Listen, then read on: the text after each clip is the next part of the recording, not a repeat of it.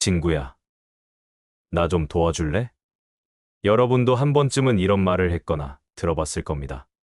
그런데 정작 여러분이 어려울 때 그 친구는 어디 있었나요? 200년 전 조선의 천재 정약용은 이런 말을 남겼습니다. 사람은 이익 앞에서 친구를 잃고 고난 앞에서 친구의 진면목을 본다. 오늘 이 영상을 끝까지 보신다면 여러분은 두 가지를 얻게 될 것입니다. 첫째, 왜 친구들이 여러분을 배신하는지, 그 근본적인 이유를. 둘째, 앞으로 절대 배신당하지 않는 방법을. 그런데 잠깐, 정말 배신당하지 않는 방법이 있을까요? 정약용은 실제로 평생에 걸쳐 수많은 배신을 당했습니다. 가장 가까운 친구들에게, 심지어 혈육에게까지. 하지만 놀라운 것은 그가 이 모든 아픔을 통해 발견한 인간관계의 진실입니다. 이것을 알고 나면 여러분의 인간관계관이 완전히 바뀔 거예요. 1801년 정약용의 인생이 완전히 바뀌는 사건이 일어납니다. 바로 신유박해였죠. 천주교도라는 이유로 강진으로 유배를 떠나게 됩니다. 그런데 문제는 여기서부터였습니다. 평소 그와 가깝게 지내던 친구들이 하나둘 등을 돌리기 시작한 거예요. 어제까지 형님, 동생하며 지내던 사람들이 갑자기 연락을 끊었습니다. 더 충격적인 것은 일부 친구들이 적극적으로 그를 비난하기 시작했다는 점이에요. 자신들의 안전을 위해서였죠. 여유당 전설을 보면 이런 대목이 나옵니다. 옛 친구들이 나를 피하기를 전염병 환자 피하듯 한다. 그제야 알았다. 지난날의 우정이란 것이 얼마나 허망한 것이었는지를. 여러분은 어떠신가요? 비슷한 경험이 있으신가요? 어려울 때 도움을 청했는데 친구들이 피하기 시작했던 경험 말이에요. 정약용은 이때 깨달았습니다. 사람들이 나에게 친근하게 대하는 이유가 정말로 나 자체를 좋아해서일까? 아니면 내가 가진 지위나 이익 때문일까 하는 의문을요. 18년간의 유배 생활 동안 그는 이 의문에 대한 답을 찾아갑니다. 그리고 그 과정에서 인간관계의 본질을 꿰뚫는 놀라운 통찰을 얻게 되죠. 정약용은 사람의 마음은 물과 같아서 평상시에는 맑아 보이지만 바닥을 휘저으면 온갖 더러운 것들이 올라온다. 이 말이 무슨 뜻일까요? 사람들은 평상시에는 착하고 선량해 보입니다. 하지만 이익이 걸리거나 위험이 닥치면 본성이 드러난다는 뜻이에요. 현대 심리학에서 말하는 인지 부조화 이론과도 일맥상통합니다. 사람들은 자신의 이익과 상대방에 대한 우정 사이에서 갈등할 때 대부분 자신의 이익을 선택하고 나서 그 선택을 정당화하려고 합니다. 예를 들어볼까요? 친구와 회사에서 승진 경쟁을 하고 있는데 여러분이 그 친구의 약점을 알고 있다면 어떻게 하시겠어요? 상사에게 알려서 자신이 승진할 기회를 잡을 것인가? 아니면 친구를 위해 침묵을 지킬 것인가? 정약용은 말합니다. 대부분의 사람은 전자를 선택하고 나중에 그것이 회사를 위한 일이었다. 친구를 위해서라도 그의 한계를 깨우쳐주는 것이 맞다라고 스스로를 합리화한다.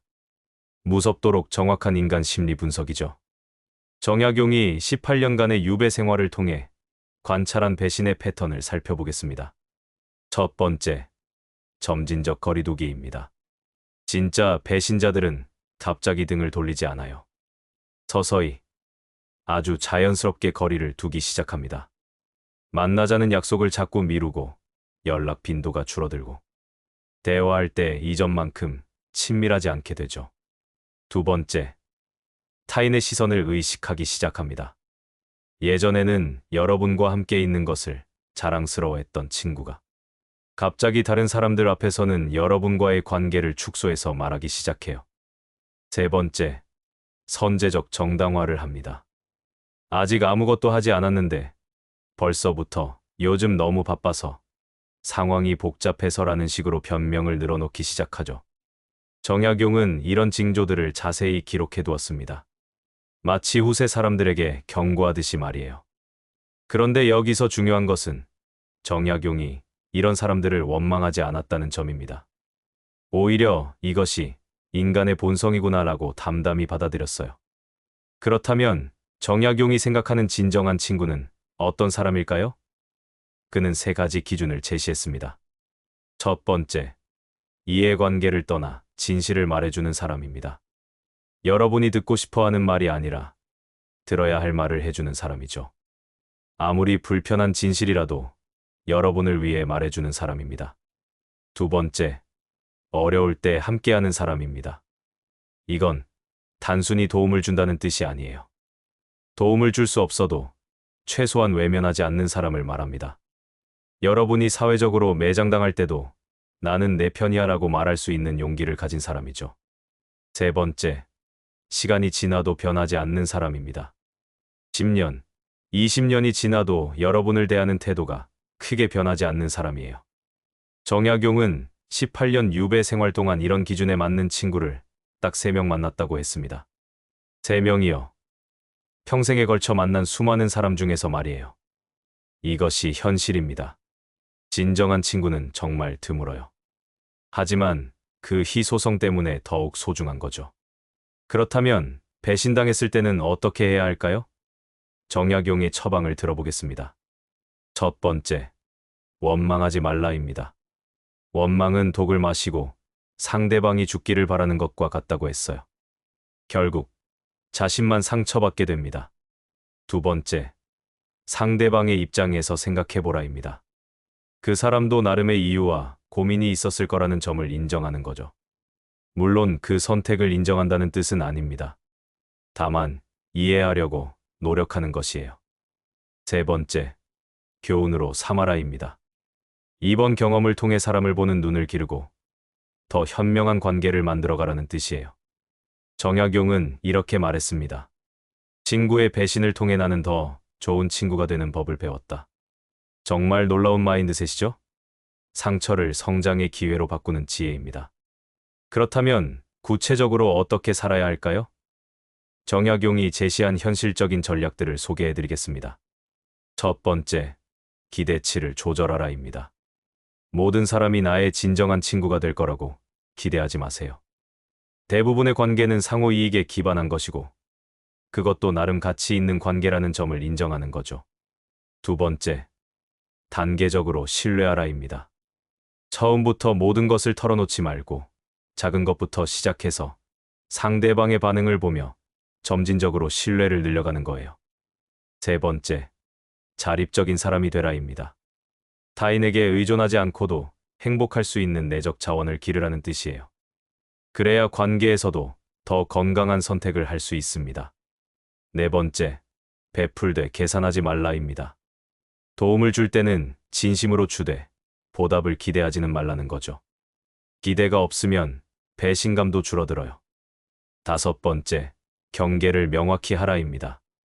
무엇을 해줄 수 있고 무엇은 할 수 없는지, 어디까지가 선이고 어디서부터가 이용당하는 것인지 명확한 기준을 세우라는 뜻이에요. 정약용은 배신하는 사람들의 심리도 깊이 있게 분석했습니다. 이것을 이해하면 상처받는 정도를 줄일 수 있어요. 대부분의 배신자들은 악한 사람이 아닙니다. 다만 약한 사람이죠. 어려운 선택의 순간에 더 쉬운 길을 택하는 사람들이에요. 예를 들어 여러분의 친구가 직장에서 여러분을 팔아넘겼다고 해봅시다. 친구는 아마도 이런 생각을 했을 거예요. 나도 가족을 먹여 살려야 하는데 여기서 의리를 지켰다가 나까지 잘리면 어쩌지? 이해가 가시죠? 그 선택이 옳다는 게 아니라 그 심리를 이해할 수 있다는 말이에요. 정약용은 이런 사람들을 소인이라고 불렀습니다. 악인이 아니라 소인이에요. 작은 사람이라는 뜻이죠. 큰 그림을 보지 못하고 당장의 이익에만 매몰되는 사람들입니다. 그리고 이것이 바로 우리 자신의 모습일 수도 있다는 점을 인정해야 해요. 우리도 언제든 소인이 될 수 있거든요.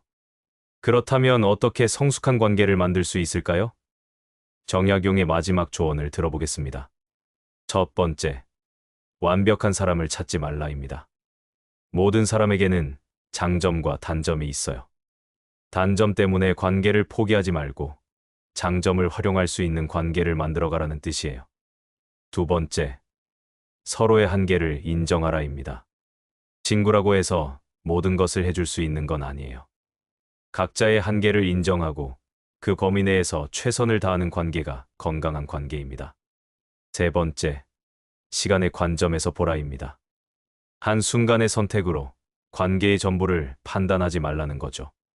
긴 시간의 흐름 속에서 그 사람을 평가하라는 뜻이에요. 네 번째, 자신도 완벽하지 않음을 인정하라입니다. 상대방에게만 완벽함을 요구하지 말고 나 자신도 실수하고 부족한 사람이라는 점을 인정하는 거예요. 200년 전 정약용이 남긴 이 가르침들 어떻게 느끼셨나요? 사실 우리는 모두 배신을 당해본 경험이 있고 또 남을 배신해본 경험도 있을 거예요. 그것이 인간이거든요. 완벽하지 않은, 때로는 이기적이 될 수밖에 없는 존재 말이에요. 중요한 것은 이런 현실을 받아들이면서도 포기하지 않는 것입니다. 진정한 친구를 만나기 위해 계속 노력하고 또 우리 자신이 누군가에게 진정한 친구가 되기 위해 노력하는 것이죠. 정약용이 18년간의 유배 생활을 통해 깨달은 것은 이것이었습니다. 사람을 믿되 의존하지 말고, 사랑하되 집착하지 말고, 베풀되 기대하지 말라. 이 세 가지만 기억하신다면 여러분은 앞으로 인간관계에서 훨씬 더 현명하고 행복한 선택을 하실 수 있을 거예요. 마지막으로 정약용의 말을 하나 더 인용하며 마무리하겠습니다. 진정한 친구는 하늘이 내려주는 선물이다. 그 선물을 받을 자격이 있는 사람이 되자. 여러분도, 그리고 저도 그런 선물을 받을 자격이 있는 사람이 되어 보아요. 오늘 이야기가 당신에게 작은 깨달음이라도 전할 수 있었기를 바랍니다. 이처럼 깊은 심리적, 철학적 통찰을 통해 당신의 삶을 변화시키는 이야기는 계속될 것입니다. 만약 오늘 영상이 도움이 되셨다면 좋아요를 눌러주시고 채널을 구독해주세요.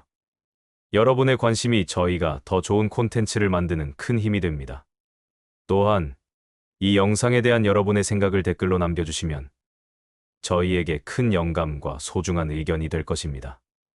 다음 영상에서 다시 만나겠습니다. 감사합니다.